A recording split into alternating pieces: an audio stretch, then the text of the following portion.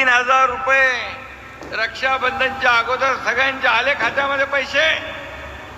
खात्यात पैसे आले त्याने हात वर करा.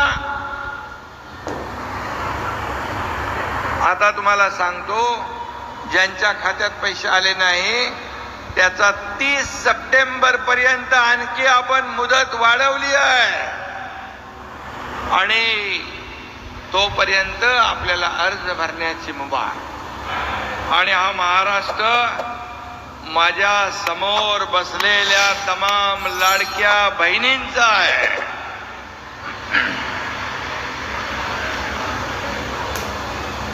माझ्या लाडक्या बहिणींचा अथांग सागर इथं पसरला आहे. आणि मी येताना पाहिलं की जो उत्साह, जे प्रेम माझ्या लाडक्या बहिणींच्या डोळ्यामध्ये पाहत होतो, खरं म्हणजे हा एवढा उत्साह जो आहे हा दिसल्यानंतर आपल्या सरकारने माहेरचा आहेर मुख्यमंत्री माझी लाडकी बहीण योजना यशस्वी झाली, सुपरहिट झाली, याचा आनंद मला आहे. खरं म्हणजे दृष्ट लागण्यासारखा सोहळा आज आपण इथे पाहतोय. आज मी आहे, देवेंद्रजी आहेत, अजितदादा आहेत. आम्हा तिघांचाही एकच उद्देश आहे, या लाडक्या बहिणींच्या जीवनामध्ये चांगले दिवस आणणं. कारण शेवटी या सर्वसामान्य माझ्या बहिणी ज्या आहेत. काही लोक म्हणाले तुम्हाला तुमच्या खात्यामध्ये 3,000 रुपये रक्षाबंधनच्या अगोदर सगळ्यांच्या आले खात्यामध्ये पैसे. खात्यात पैसे आले त्याने हात वर करा. आता तुम्हाला सांगतो, ज्यांच्या खात्यात पैसे आले नाही त्याचा 30 सप्टेंबर पर्यंत आणखी आपण मुदत वाढवली आहे आणि तोपर्यंत आपल्याला अर्ज भरण्याची मुभा. काळजी करू नका.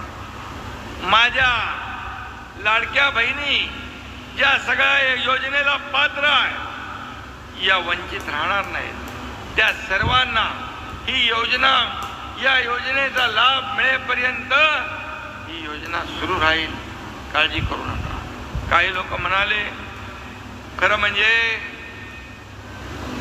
आज मला खऱ्या अर्थाने आनंद आहे.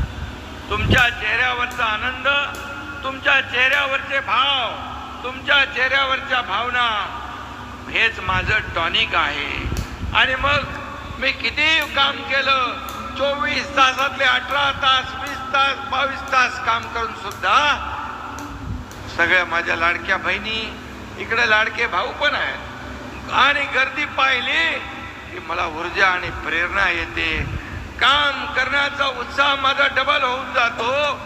हेच माझं खऱ्या अर्थाने ऊर्जा आणि टॉनिक आहे. आणि म्हणून मी आपल्याला एवढंच सांगतो, तुम्ही या लाडक्या भावांच्या पाठीशी अशाच खंबीरपणे उभ्या राहा.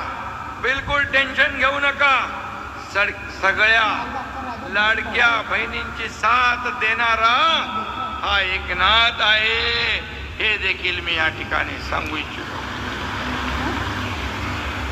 यापुढे दर महिन्याला तुम्हाला 1,500 रुपये मिळणार म्हणजे मिळणार.